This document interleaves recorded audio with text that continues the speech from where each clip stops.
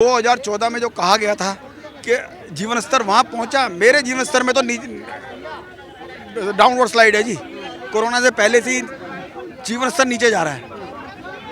अगर आपके 8.5 साल में अपने दिल पे हाथ रख के कसम खा के देखिए, अपने दिल पे हाथ रखिए, कसम मैं खाता नहीं, झूठे कसम खाते हैं, अपने दिल पे हाथ रख के सोचिए और समझिए क्या आपका जीवन स्तर 8.5 साल में ऊपर गया है नीचे गया है। सिर्फ अंधभक्ति को छोड़ोगे ना तो आपको जवाब सिर्फ नीचे को ही देखने को मिलेगा। आपको क्या लगता है 8 साल की बात करें? मुझे तो नहीं लगता, जैसे अंकल जी बोल रहे हैं कि 8 साल में देखे होगे तो आपका जीवन स्तर नीचे गया है। मुझे ऐसा कुछ नहीं लगता। 8 साल पहले मैं एजुकेशन कर रहा था, अभी ग्रेजुएशन कर रहा था, अभी MBA किया है मैंने। MBA के बाद मैंने जॉब भी ली है, मुझे तो जॉब भी मिली है। उसके बाद जो अंकल जी कह रहे हैं कि जो 2014 में बोला गया था वो पूरा हो रहा है। 2014 में ये भी नहीं बोला गया कि कोरोना जैसी महामारी आएगी और देश को डुबोएगी। इस बड़े ऐसी महामारी से उभरना इतनी बड़ी बात है कि और देशों के कंपेयर में हम बहुत अच्छे से लड़े हैं, बहुत अच्छे से उस देश की रक्षा की है उस महामारी से, और हमने डेवलप भी किया है साथ साथ में। अच्छा, मुझे एक बात बताइए, आपने कहा मैंने MBA किया है, आजकल बेरोजगारी को लेकर बड़ा हल्ला मचा हुआ है कि भाई रोजगार नहीं मिल रहा, कोई कह रहा है जिसमें टैलेंट होगा उसको रोजगार मिलेगा। बिल्कुल सही बात है, मैं राजी हूँ। आज की डेट में ग्रेजुएशन अगर 80% लोग ग्रेजुएशन करते हैं ना, तो मैं मानता हूँ कि उसमें से 60% लोग ग्रेजुएशन ऐसे नाम के लिए करते हैं कि आगे ग्रेजुएशन लग जाएगा। सच्चाई यही है। सिस्टम बीजेपी ने नहीं बनाया, ना कांग्रेस ने बनाया। एजुकेशन वो अपने शुरू दर पीढ़ी अपने आप ही आती गई है, चेंजेज आते गए। 8 साल में क्यों चेंज नहीं हुआ? 70 साल में क्यों नहीं कर पाए? 8 साल की बात कर रहे हो, 70 साल में क्यों नहीं कर पाए? आप एक काम करना, आप देखो आप एक बात समझो, देखो मैं जिसका आप अभी मेरे को आप हवाला दे रहे गूगल का, गूगल पे सर्च करके देखना आप कि इंडिया इन 1947 या 50 में कर लेना, आपको दिखेगा दिल्ली शहर, मुंबई की बात कर रहा हूँ, गाँवों की नहीं कर रहा, यहाँ पर दिल्ली शहर में भी लोगों के नीचे लुंगी पे धोती बांधी होती थी, सर पे मुंडासा होता था, ऊपर पहनीले कपड़ा नहीं होता था। आप पुराने वीडियो निकाल के देख लेना, मैंने डाले वो कि इंडिया इन 1947, आपको समझ आ जाएगा। जब कोई भी व्यक्ति जाता है, जैसे अंग्रेज हमारे देश से गए, वो शराफत से नहीं गए होंगे ना, बाद में शराफत हुआ, मजबूरी थी उनकी, लूटा खसोटा सबको पता है ना। जब हमारा देश, कोई भी देश जब गुलामी से आज़ाद होता है ना, अब जैसे यूक्रेन है, जब रशिया वहाँ से जाएगा तो यूक्रेन की हालत है खंडर वाली होगी। जैसे जब कोई देश गुलाम होता है, यूक्रेन का हमारे सामने देख रहे हैं ना, हमारे टाइम में तो उससे बुरा था, ये तो अभी 2 में 3 महीने हुए हैं। हम तो 100 कुछ साल में 190 साल की गुलामी में थे, उससे पहले मुगलों की गुलामी में थे, 900 साल के गुलाम थे। आप एक बात, 1 मिनट मेरी भी बात मत काटिएगा। जिस देश में जब गुलामी के बाद जब सब नॉर्मल होता है तो 2 हालात होते हैं, एक होता है जमीन प्लेन है, उस पर आपने नींव बनाई और बिल्डिंग खड़ी कर दी। जब गुलाम छोड़ के जाता है, सब लूट खोट जाता है ना, वो भूकंप वाली स्थिति होती है।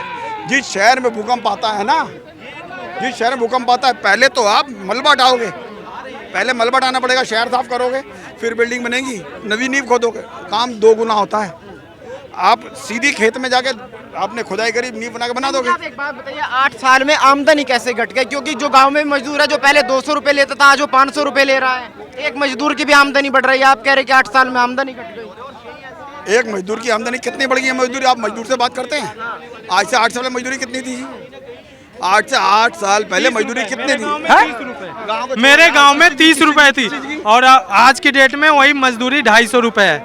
8 साल पहले की बता रहा हूँ। यहाँ पर मजदूरी जो है एक्सप्रेस बना, हमारे यहाँ जो मजदूर हमारे खेतों में काम करते थे वो लोग 30 रुपए दिहाड़ी पे काम करते थे, लेकिन पूर्वांचल एक्सप्रेस योगी बाबा की देन थी, बना उसी की देन है जो आज मजदूर हमें 250 रुपए दे के भी नहीं मिल रहे, क्योंकि सारे लग गए काम करने, मेहनत कर रहे हैं। वहाँ 250 रुपए दिहाड़ी छोड़ के 30 रुपए में काम करने आएंगे।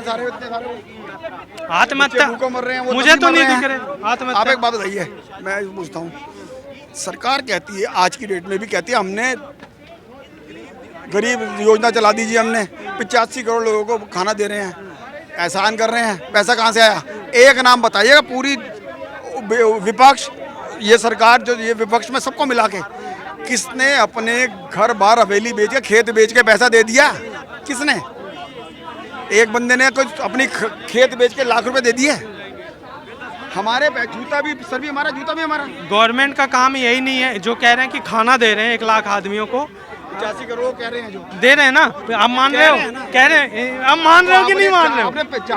ये कह रहे हैं 85 करोड़ को खाना दे रहे हैं। मैं मानता हूँ। पैसा कहाँ से आया? पैसा मैं बता रहा हूँ कहाँ आ रहा है, मैं बता रहा हूँ साहब, टैक्स बढ़ गया। मैं आपको बता रहा हूँ, आप टैक्स नहीं दे रहे हो, पैसा कहाँ से आ रहा है? CSR नाम की एक एक्टिविटी होती है। जितनी ऑर्गेनाइजेशन है, अगर वो एक लिमिटेड अमाउंट ऑफ मनी है उससे ज़्यादा कमाती है तो उसे 2% CSR एक्टिविटी में इन्वेस्ट करना पड़ता है। गवर्नमेंट ने टाई अप किया है, जितनी भी बड़ी कंपनीज हैं अपने यहाँ 10,000 12,000 करोड़ की कंपनियां हैं, उन्हें 2% अपने CSR एक्टिविटी में शो करना पड़ता है, वहाँ से पैसा आ रहा है, तुम नहीं दे रहे हो। साल में आपकी आमदनी कितनी घटी है? कह रहे कि 2014 के बाद हम तो गड्ढे में आ गए। देखो, जो गड्ढे में आ गया उन्हें गड्ढे में पड़ा रहने दो। कोरोना काल में थोड़ा ऊपर नीचे हुआ था, उसके अलावा आमदनी तो लोगों की बढ़ी है भैया। लोगों को सैलरियाँ बढ़ के मिल रही है और पेंशन 7th पे कमीशन चालू हो गई, ये भी तो बताओ। भुखमरी आ गई, लोग आत्महत्या कर रहे हैं। भुखमरी आई है तो श्रीलंका में आई है, भारत ने 1 लाख करोड़ रुपए दान दे दिया है। भुखमरी आई है बांग्लादेश में 44,000 टन अनाज भेज दिया है। भुखमरी आई है अफगानिस्तान में, भारत ने 51,000 टन गेहूं भेज दिया है। ये नहीं दिखेगा लोगों को। पाकिस्तान में बाढ़ आ गई, पाकिस्तान भीख पे पड़ रहा है, अमेरिका की और चीन की, वो नहीं दिखेगा। कुछ लोग यहाँ एजेंडा चलाने आते हैं, उनका काम एजेंडा चलाना है, वो कांग्रेस दफ्तर से उठ के आ जाते हैं, वो मोहित शर्मा के लोग भी हो सकते हैं और उनकी एजेंडा यहाँ नहीं चलने वाला। मैं आपको स्पष्ट कह रहा हूँ कि देश में मोदी का नेतृत्व है तो आप सुरक्षित हो, नहीं तो इसी कनॉट प्लेस में लाउड स्पीकर बजता था, लवारिस वस्तु से सावधान रहे, कभी भी बम विस्फोट हो सकता है, सावधानी हटी दुर्घटना घटी, हर बस के नीचे अपना बैग चेक करें, ये सब सावधानियां हमको समझाई जाती थी। मोदी के आने के बाद 8 साल हो चुके हैं सर, ऐसा कोई हमें घटना सुनने को नहीं मिल रही। आतंकवाद कश्मीर तक सीमित हो चुका है, पाकिस्तान की कुत्ते जैसी हालत हो गई है, कसाब मर चुका है, हाफिज सईद छुप चुका है, सलाउद्दीन डरा हुआ है, दाऊद इब्राहिम का डॉनपन खत्म हो चुका है, दाऊद इब्राहिम के जो रिश्तेदार थे कुत्ते की तरह मारे जा रहे हैं, छुपे हुए हैं, और जो उनके पॉलिटिकल गुर्गे थे नवाब मलिक जैसे, वो जेल में सड़ रहे हैं। अब आतंकवादियों का अंत आ चुका है, आतंकवादियों का इनकम कम हो चुका है और देशद्रोहियों का इनकम कम हो चुका है, मुफ्तखोरों का इनकम कम हो चुका है, इसलिए कुछ लोग भड़के हुए हैं और उनकी बातों पे आप ध्यान ना दे तो अच्छा। पत्रकार महोदय, आपके चैनल के माध्यम से मैं यही कहना चाहता हूं कि मोदी जी ने इस देश को सशक्त बनाया है, समृद्ध बनाया है, आत्मनिर्भर बनाया है। मोदी जी को जन्म दिवस की ढेरों शुभकामनाएं। आप जियो हजारों साल, साल के दिन हो 50,000, आप ऐसे ही आगे बढ़ते रहे। 2024 में 400 से भी ज़्यादा सीटें जीते, 2014 में 283 जीती थी, 2019 में 303 जीती थी। मैं आशा करता हूं 2024 में 403 से ज़्यादा सीटें आप जीते। बहुत बहुत धन्यवाद। जय हिंद, जय श्री राम।